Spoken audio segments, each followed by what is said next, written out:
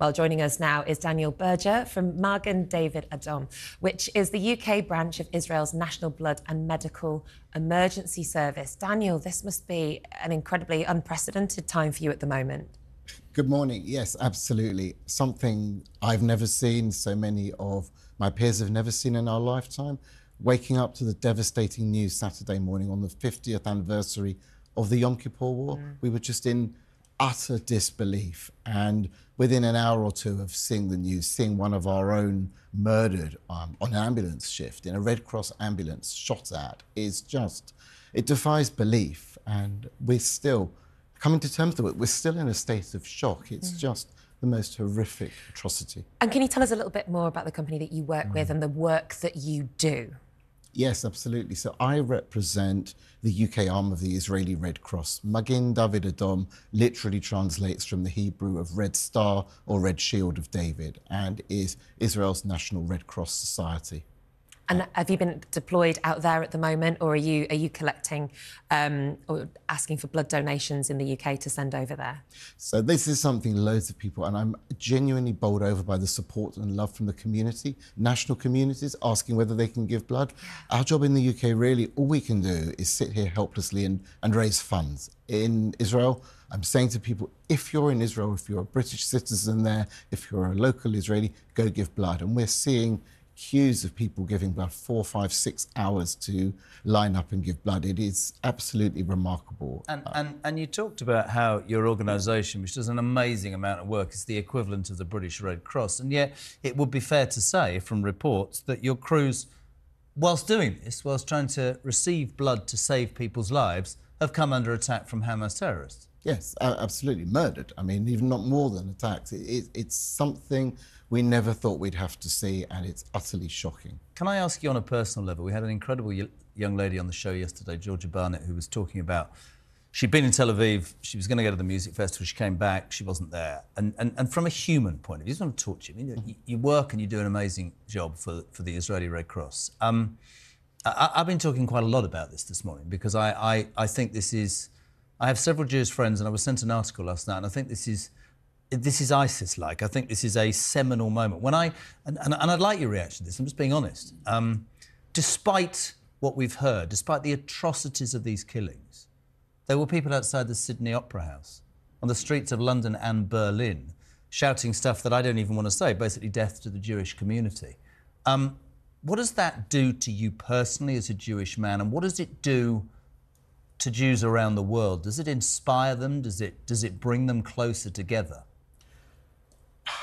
It definitely brings people closer together. I think to celebrate any act of genocide is disgusting. When we hear the statistics that this is the worst mass killing of the Jewish community since the Holocaust, and there are survivors still alive and who remember that horrific time, that dark part of history, to remember that and to see it is something beyond horrific. One of our vice presidents and a former board member was the sole person standing up at the Labour Party conference shouting to 100 pro-Palestinian protesters, and he's being shouted down, so shame on him. And we're talking, and what we're seeing in the papers and the press, it really hurts us all. Sorry, Nick, I don't mean to. I just want to say this. The other part of this article that I was given by this Jewish friend was that you know, the world recoiled in horror when George Floyd was murdered, and rightly so. The world recoiled in horror when the Ukraine war happened. But there are many social commentators and people who I think should know better, who aren't as vocal as they perhaps should be. You used a word just then, which I think is absolutely true. This is genocide or attempted genocide against the Jewish population, and it needs to be stopped. But the problem is that when you sit in studios like this or you read newspapers, people will say, well, what about the poor Palestinians who will suffer? What is your answer to that? We are an humanitarian organisation. I think the work of the Palestinian Red Crescent is remarkable. I feel any loss of civilian life is deplorable, and I'm genuinely saddened for the poor innocent Palestinians who are run by this Hamas terror regime. Yeah. And so if people want to help, you said that if we're in the UK, we can't actually donate blood for this specific cause, although people should still donate blood. What can we do? Where can we go if we want to contribute funds to your cause? Thank you. The best thing people can do is go to our website and support It's the only way at the moment. MDA is running at an additional burden of £250,000 a day just to be at full operational capacity during these times. And now we have to replace ambulances that had been shot at, one that was burnt out by terrorists. It's horrific. Have you just finally, David, and I really appreciate everybody who's come on from the Jewish community and talked to us over the last couple of days.